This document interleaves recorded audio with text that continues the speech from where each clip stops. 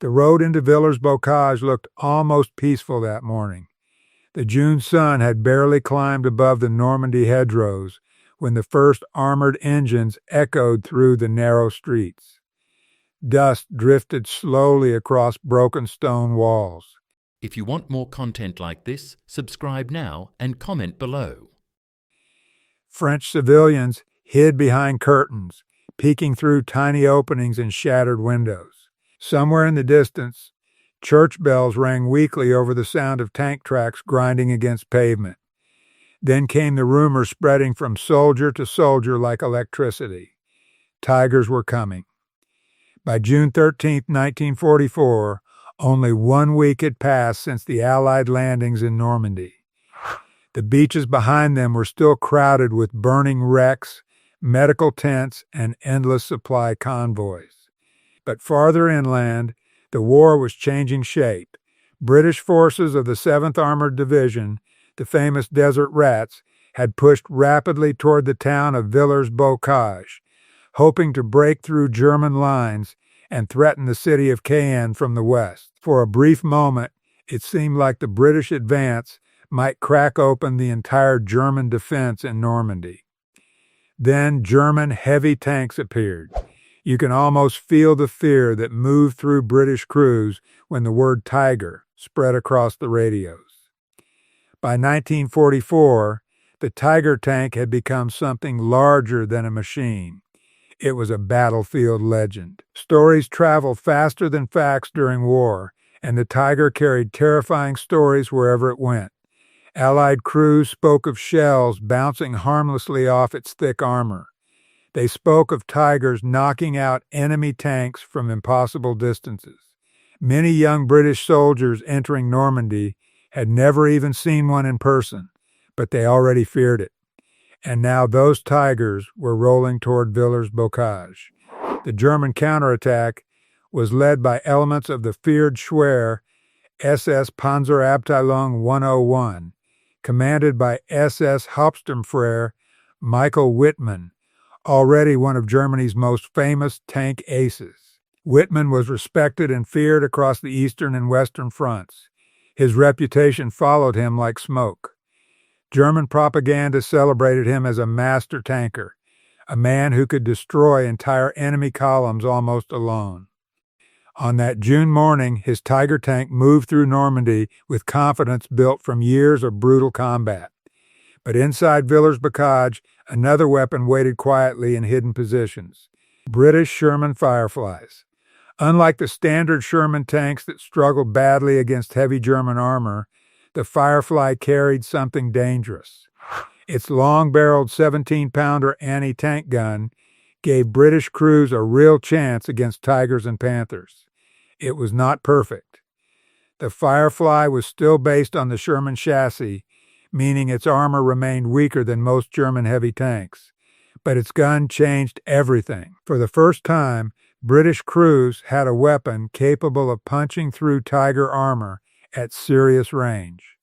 And on that morning, hidden among hedgerows, alleyways, and ruined streets, Firefly crews waited nervously for their moment. The battle began with confusion. British units had advanced quickly into Villers-Bocage during the early morning hours. Cromwell tanks, half-tracks, anti-tank guns, and supply vehicles stretched along the roads east of town. Some soldiers believed the Germans were retreating. Others thought resistance had collapsed entirely. The speed of the Allied advance created dangerous overconfidence. Then, shortly after 9 a.m., Michael Wittmann struck. His Tiger emerged near Point 213, east of Villers-Bocage, where parts of the British column were exposed along the road. What happened next shocked everyone present. Wittmann attacked immediately, charging directly into the British vehicles before many crews even realized German armor had arrived. One after another, British tanks and transport vehicles erupted into flames. Cromwells burned beside the road. Half-tracks exploded. Anti-tank crews scrambled desperately to position their guns before being destroyed. The Tiger's 88 BSME gun thundered through the morning air. Each blast echoed across the valley. Survivors later described the terrifying speed of the attack. British crews barely had time to react. Vehicles trapped on narrow roads could not maneuver properly. Some tankers abandoned their machines entirely and fled into ditches or nearby fields. Wittmann's attack became legendary almost instantly.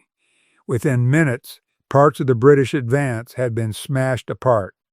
Burning vehicles blocked roads. Smoke rolled through the countryside. German confidence surged. And once again, the myth of the Tiger seemed completely real. But battles are rarely as simple as legends make them appear. Inside Villers-Bocage itself, British resistance was still forming. Shock spread quickly through the town as reports of destroyed tanks arrived. Officers attempted to organize defensive positions while infantry scrambled into cover between stone buildings. Radio messages became frantic and confusing. Nobody knew exactly how many German tanks were approaching. Then came the realization that changed everything. British Fireflies were already in position. Unlike the fast-moving Cromwells, the Fireflies were designed for one terrifying purpose: kill heavy armor. Their crews understood the importance of concealment, patience, and timing. Most knew they would probably lose any close-range fight against a Tiger if spotted first. Their survival depended on striking before the Germans realized where they were hiding. The streets of Villers-Bocage became a deadly maze. At approximately 9:15 a.m., Wittmann pushed deeper into the town itself. His Tiger moved aggressively through narrow streets lined with damaged buildings and abandoned civilian cars. The German crews believed momentum was on their side.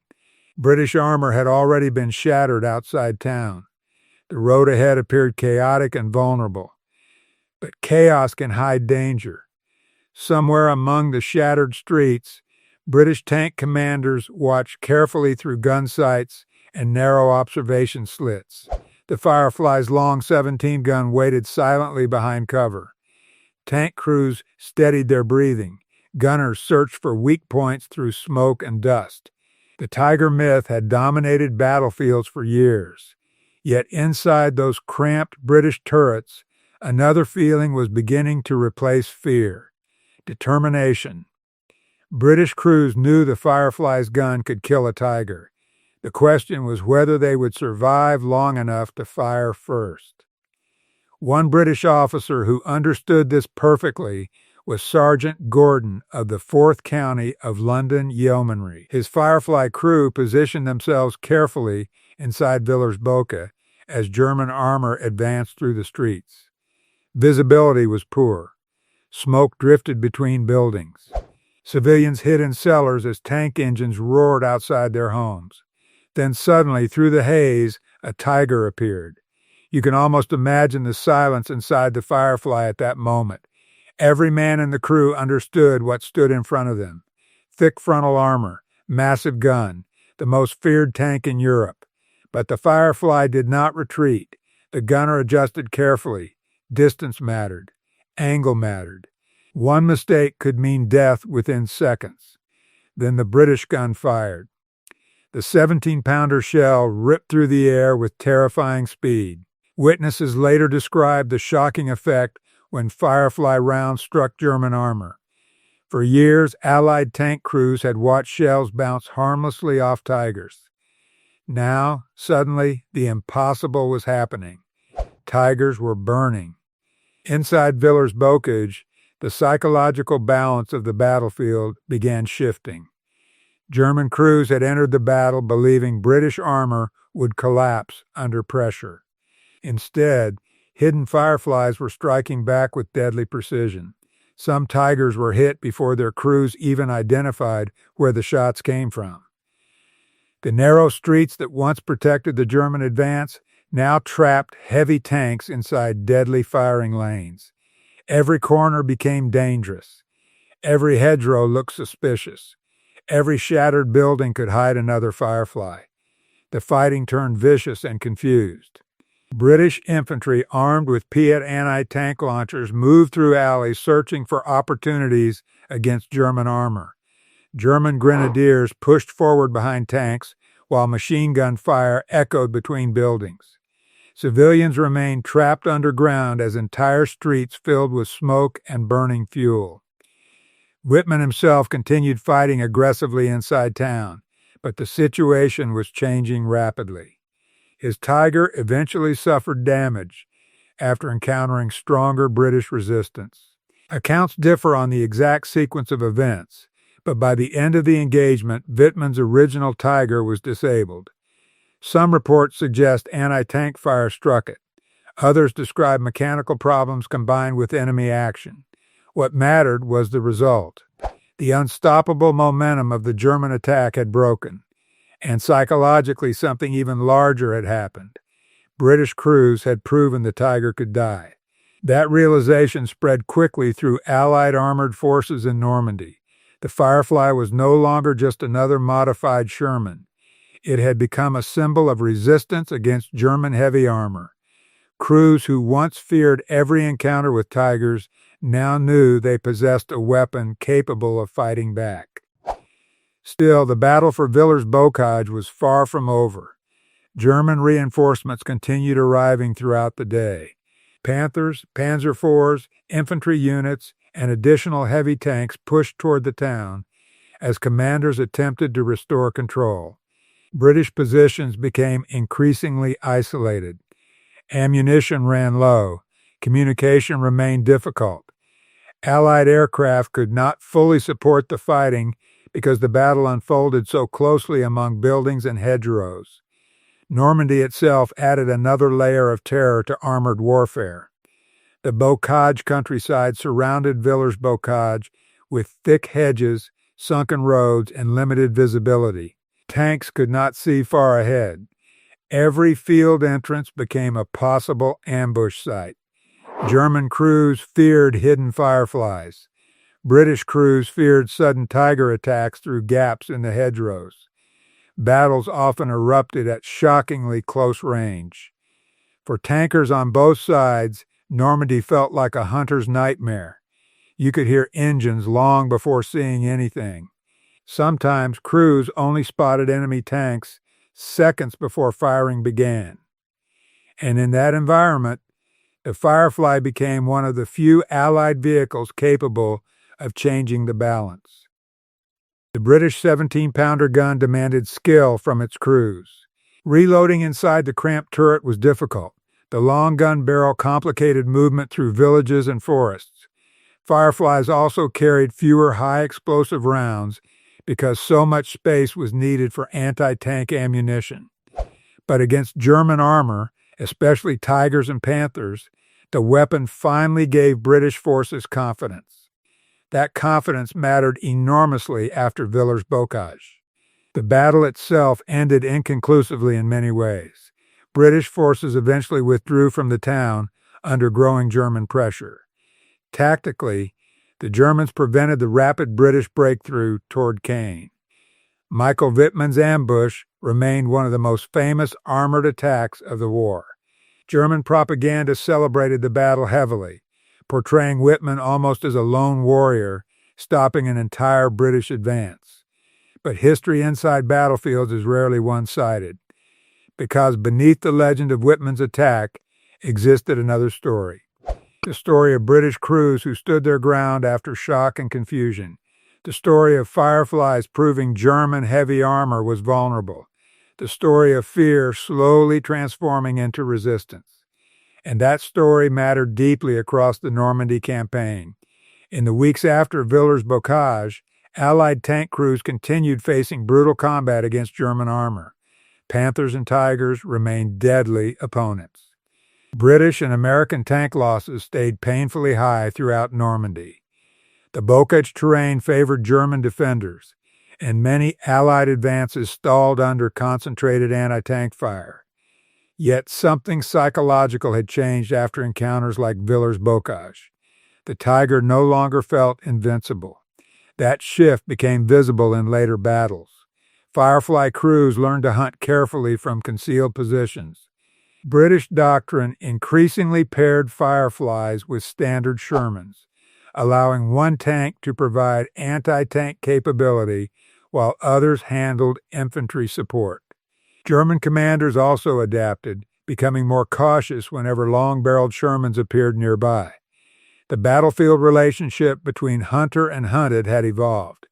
You can almost picture the tension inside German tanks after Normandy battles intensified. Earlier in the war, many Tiger crews advanced with tremendous confidence against Allied armor. By mid-1944, however, British Fireflies introduced uncertainty. German crews now had to search constantly for hidden 17-pounder guns capable of penetrating even heavy armor. That uncertainty created hesitation, and hesitation in armored warfare could be fatal. During later fighting around Caen and across northwest Europe, Fireflies continued building their reputation. Some British tank commanders specifically used camouflage tricks to protect them. Since German crews feared Fireflies more than ordinary Shermans, British units sometimes disguised the long barrels to appear shorter from a distance. Crews understood they would often become priority targets the moment German tankers identified them. The duels between Fireflies and Tigers became some of the most intense armored confrontations of the war. At long range, experience, positioning, and first shot accuracy often mattered more than armor thickness alone. A hidden Firefly could destroy a Tiger before the German crew even spotted the threat. But if the Tiger fired first, the result was usually catastrophic for the Sherman-based vehicle. That deadly balance created enormous psychological pressure on both sides. Inside Villers-Bocage, all of those realities collided in one violent day. British soldiers later remembered the town as a nightmare of smoke, collapsed buildings, and burning armor. German veterans recalled the confusion of urban fighting mixed with constant fear of ambush. Civilians emerged afterward to find streets littered with destroyed vehicles and shattered homes. The battle had transformed an ordinary Norman town into a graveyard of steel. Even today, the name Villers-Bocage still carries weight among military historians because the battle captured something larger about the Normandy campaign itself. It showed how quickly momentum could shift. It showed how dangerous overconfidence could become. Most importantly, it showed how battlefield myths eventually collide with reality. The Tiger tank remained a formidable machine until the end of the war. Nobody who fought against Tigers underestimated them after Villers-Bocage. Their armor and firepower continued terrifying Allied crews across Europe. But the battle revealed an important truth. Technology alone could not guarantee victory. Training mattered, positioning mattered, surprise mattered, and sometimes the side willing to stand and fight despite fear could shatter even the strongest reputation. For British Firefly crews, Villers-Bocage became proof that German heavy armor could be stopped. Not easily, not without sacrifice, but stopped nonetheless. That lesson echoed through the rest of the war. By late 1944, Allied industry and growing battlefield experience slowly overwhelmed Germany's shrinking armored strength. Tigers still destroyed countless enemy vehicles, but there were never enough of them. Mechanical failures increased. Fuel shortages worsened. Allied air power dominated roads during daylight. German crews fought desperately, often outnumbered and exhausted. Yet whenever Allied tankers spotted the outline of a Tiger in the distance, fear still returned instantly. The psychological power of the machine never disappeared completely. And maybe that is why Villers-Bocage remained so fascinating, because it was not simply a battle between tanks. It was a collision between reputation and reality, between fear and determination, between the legend of German armored superiority and the growing confidence of Allied crews finally equipped to challenge it. On the morning of June 13, 1944, Many German tankers rolled toward Villers-Bocage, believing the Tiger dominated every battlefield it entered. By the end of that brutal day, burning wrecks in the streets told a different story. The Fireflies had arrived, and the myth of the invincible tiger had begun to crack. If you want more content like this, subscribe now and comment below.